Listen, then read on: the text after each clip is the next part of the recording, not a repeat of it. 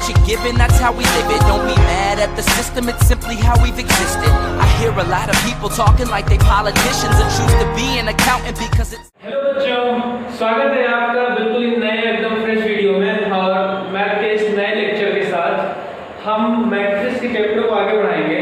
और मैट्रिक्स में हमने पढ़ चुका है एडिशन और सब्ट्रैक्शन। तो अब हम मल्टीप्लिकेशन की बात करते हैं कि मैट्रिक्स अगर दो मैट्रिक्स है तो उनको हम मल्टीप्लाई या फिर गुणा कैसे करेंगे।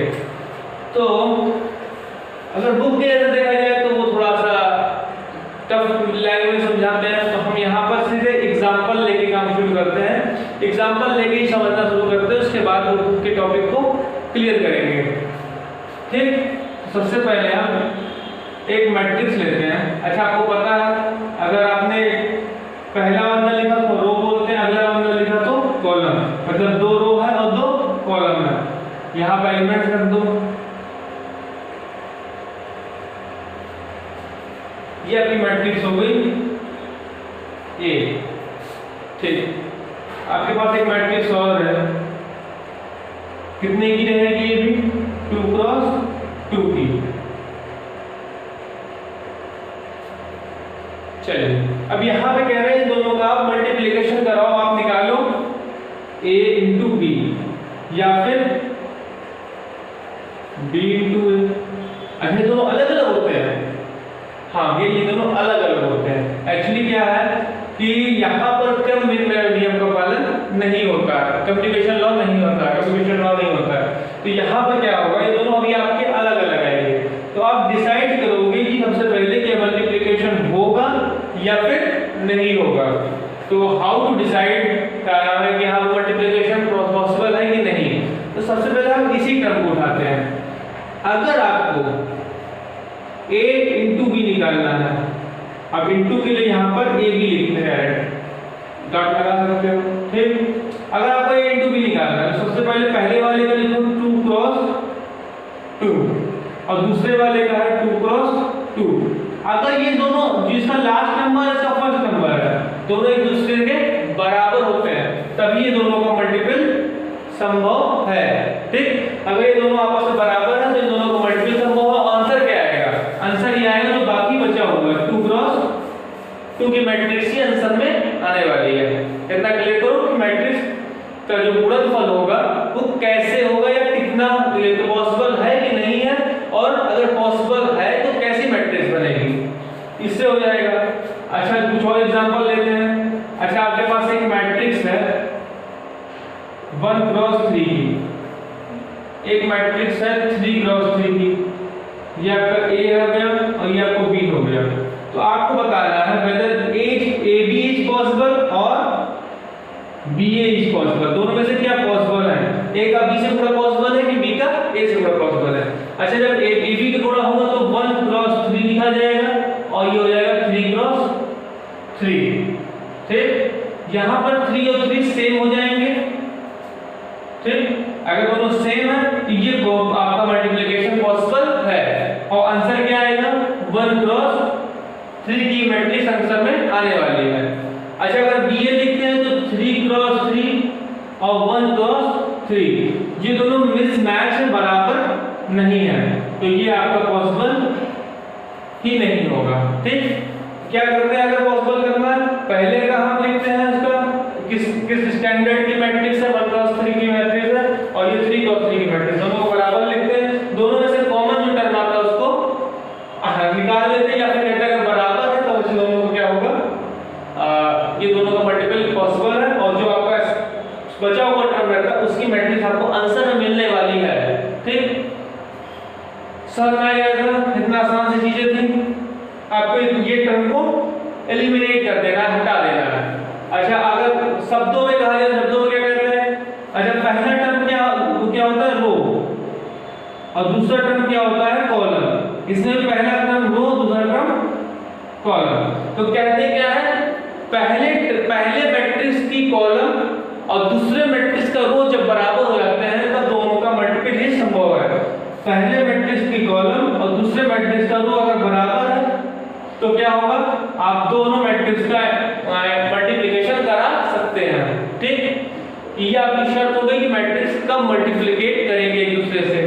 अब मल्टीप्लिकेशन होगा कैसे, क्योंकि एडिशन तो आसान है, डायरेक्ट आप इनको इसको इससे जोड़ दो, इसको इससे जोड़ दो, इसको इससे जोड़ दो, इसको इससे जोड़ दो, आपका एडिशन हो जाता था। लेकिन अब आप मल्टीप्लिकेशन कराना चाहते हो तो मल्टीप्लिकेशन के लिए क्या करोगे, अगर आपको a इंटू बी चाहिए, सबसे पहले क्या लिखोगे, पहले a लिखोगे, 2 4 3 5, इससे मल्टीप्लिकेट कराते हुए 1 2 3 4 लिखोगे। अच्छा अभी आपने वर्ड टेंस सुना था 2 क्रॉस 2 की मैट्रिक्स है, ये 2 क्रॉस 2 की मैट्रिक्स, दूसरे का कॉलम पहले के रो से बराबर होना चाहिए, ठीक। तो बचा क्या, पहले का रो और दूसरे का कॉलम, पहले का रो बचा, दूसरे का कॉलम बचा, तो आप क्या करोगे, इसकी रो को इसके कॉलम से मल्टीप्लाई कराओगे। सीधी बात सुनो कि आपने क्या किया, अगर पहले का कॉलम और दूसरे का रो बराबर है तो मल्टीप्लिकेट करेंगे, ठीक। आप इन दोनों को एलिमिनेट कर देते हो, बचता क्या, इसमें रो बचता है पहले का और दूसरे का कॉलम बचता है, तो पहले का रो और दूसरे का कॉलम मल्टीप्लाई कराएंगे। कैसे मल्टीप्लाई करेंगे, देखो इस रो को इस कॉलम से कराएंगे, फिर इस रो को इस कॉलम से कराएंगे। बात ध्यान सुनो, पहली वाली रो को एक कॉलम से कराएंगे, कैसे, एलिमेंट वाइज, 2 का 1 से होगा और 4 का 3 से होगा और दोनों का एडिशन होगा। देखो ध्यान से,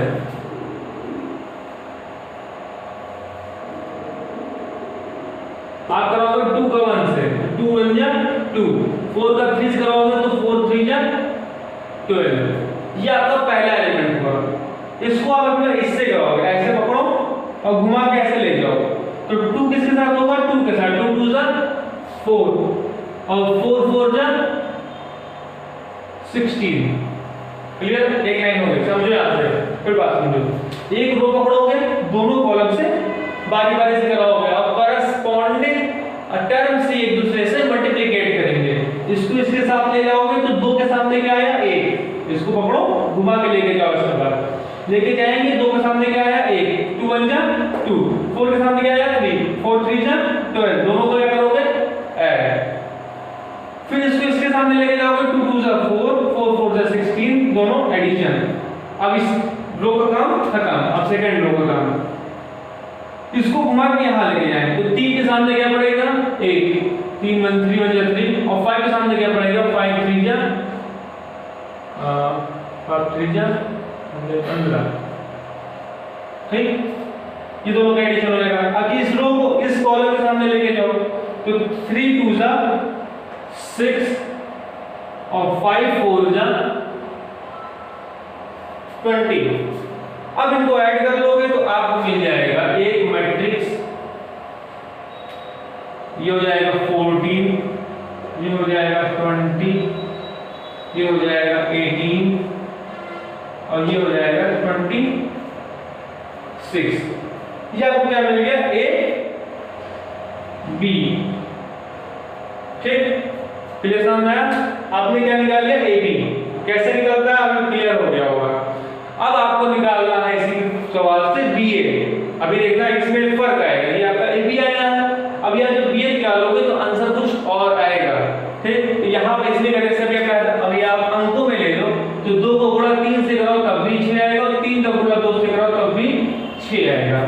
लेकिन अगर मैट्रिक्स में आते हैं तो a का गुणा b से कराओगे और या b का गुणा a से कराओगे तो बराबर नहीं होते हैं, ठीक। इसी को बोलते हैं क्रम विनिमय नियम या फिर कम्यूटेटिव लॉ। तो commutative law of multiplication of matrix is not possible. अब आते हैं आपका बी ए निकाल रहे हैं, इसको समझ लो। एक एग्जांपल आपको बड़े बता देंगे, उसके बाद आप सारी से लगा सकते हो, कुछ नहीं है इसमें, बस थोड़ा सा लेंथी पड़ता है। आपको अब निकालना है बी ए। अच्छा बी ए तो सबसे पहले बी वाला रहेगा, 1 2 3 4। अब की बात क्या है, ए 2 4 3 5। करते क्या, ध्यान दो, फिर से तुमको याद हो गया होगा। एक रो उठाओगे, एक कॉलम से कराओगे। एक रो उठाया हमने 1 और 2, किससे कराओगे, 2 से, 1 का 2 से कराओगे तो 2 और 2 3 जा 6। फिर यही को रो उठाओगे, इसके सामने लेके जाओगे, इसे घुमा के, तो 4 1 जा 4 और 2 5 10। अब ये वाला रो उठाओगे, इसके सामने लेके जाओगे तो 3 2 6 और 4 3 12। अब इसको इसके सामने ले जाओगे, 4 3 12 और 5 4 20। इसको ऐड करेंगे 8 14 18 और 32। ये दोनों मैट्रिक्स आपस में बराबर नहीं, ये आपका ए बी आया था और ये आपका आया है बी ए, जो कि बराबर नहीं है। क्लियर? मल्टीप्लिकेशन कैसे होगा समझ में आया? अच्छा, कुछ बच्चे या फिर कुछ लोग इस तरह से करते हैं कि आप एक जो रो है उसको उठा के कॉलम के बगल लिख लेते हैं। यहीं पर 1 2 है तो यहाँ लिख देंगे 1 और यहाँ लिख देंगे 2 छोटा, ठीक। और 1 का 2 से कराएंगे तो आ गया 2, 2 का 3 से कराएंगे 6 आ गया, ठीक। अब इसी 1 का 4 से कराएंगे 4, 4 5 और 2 4 5 10। अब इस रो को यहाँ से हटा दिया गया।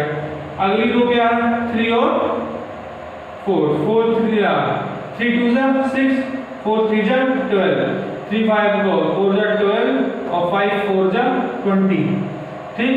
और सबको ऐड कर लेते हैं। ये कला होती है मल्टीप्लिकेशन कराने की। आसान हम सोचते हैं आप लोगों को आ चुका होगा। अब एक एग्जांपल लेते हैं कोई थोड़ा सा बड़े मैट्रिक्स में। चलो आगे बढ़ते हैं, जिसमें ये दोनों आपस में पॉसिबल ही ना हो, जहाँ पर हो रहा पॉसिबल भी ना हो, उसका एग्जांपल देख लेते हैं। बाकी आप किताब से देख के लगाओ।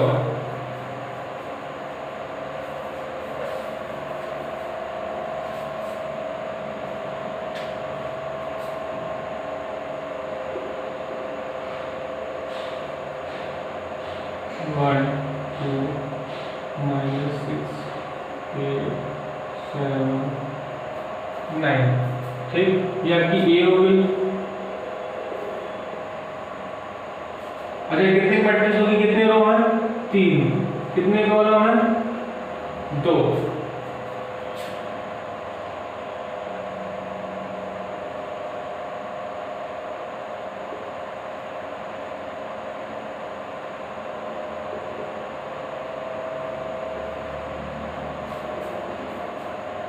ये कितने मैट्रिक्स है? 3 रो है और 3 कॉलम है।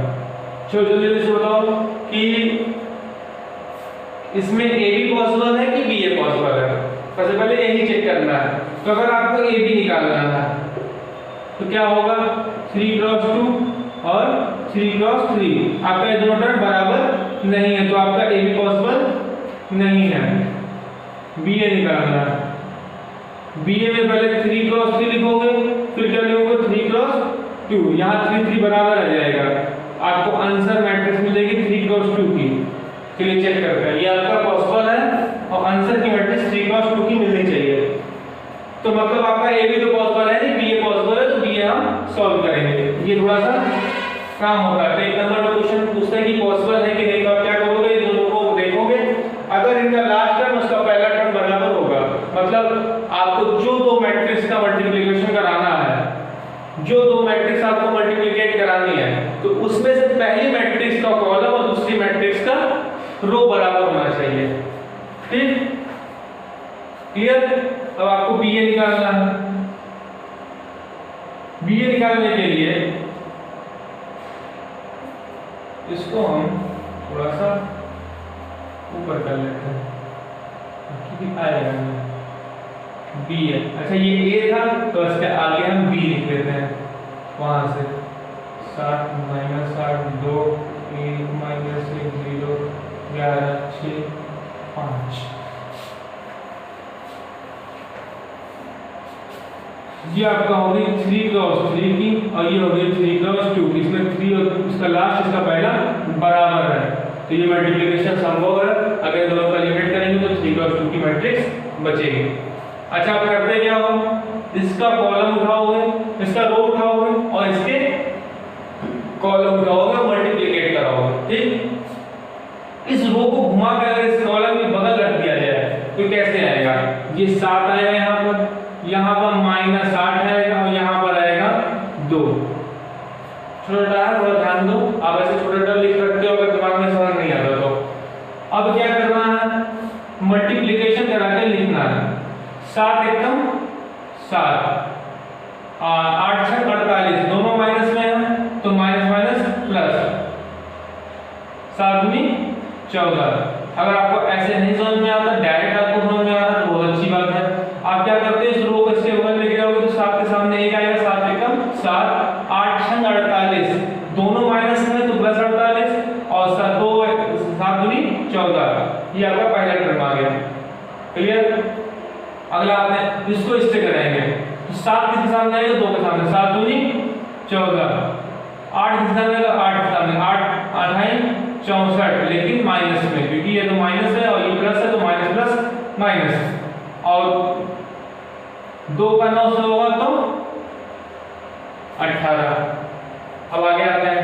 अब ये यहाँ पर कॉलम खत्म हो गई तो ये रो का भी काम खत्म। अगली रो का काम चलो, इसका पहले पहली वाले से कराते हैं। तो 1 के सामने 1 जाएगा और -1 के सामने 6 जाएगा, तो -1 और -6 +6 जाएगा और लास्ट वाला 0।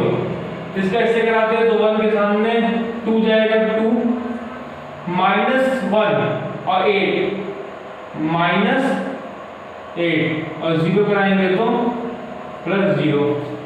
ये भी काम खत्म हो गया। लास्ट वाला आता है 11 6 5 और 11 किससे होगा, 1 से होगा, तो पहला 11, 6 किससे होगा, -6 से, तो -6 36, लेकिन -36 और 5 फिर 45, 5 से 35 प्लस में 35। चलो और आगे बढ़ते हैं। 11 का 2 से होगा तो 22, 6 का 8 से होगा, 8 6 48, 5 का 9 से होगा तो 45। ठीक, ये आपका क्या है, BA। अब इसको हम बस ऐड कर लेंगे, आपका B आंसर आ जाएगा। अच्छा, कितने की मैट्रिक्स है, 3 रो है और 2 कॉलम है, तो 3 × 2 की मैट्रिक्स बनी। ठीक, चलो उठाते हैं, दोनों ऐड करते हैं। हाँ, 14 7 21 और 21 और ये 9 हो जाएगा और 6 हो जाएगा।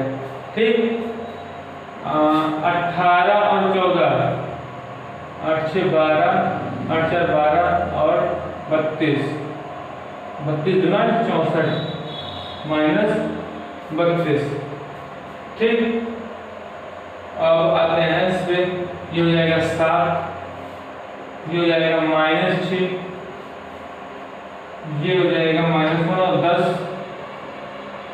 ये हो जाएगा आपका 48 2 50 20 70 70 और 45 70 और 30 100 और 15 115। ये आपका क्या आ गया, BA। तो ये सारी कहानी रही आपकी मल्टीप्लिकेशन की। थोड़ी सी प्रॉपर्टीज है, बाकी सिमिलर सब कुछ पहले ऐसे प्रॉपर्टीज सिखाए थे। यहाँ पर सिर्फ एक प्रॉपर्टी है, रोटेटिंग कम्यूटेटिव लॉ पालन नहीं करता, तो दूसरी पे आपको ध्यान देना और एक्सरसाइज लगानी है। आज के लिए इतना ही, धन्यवाद।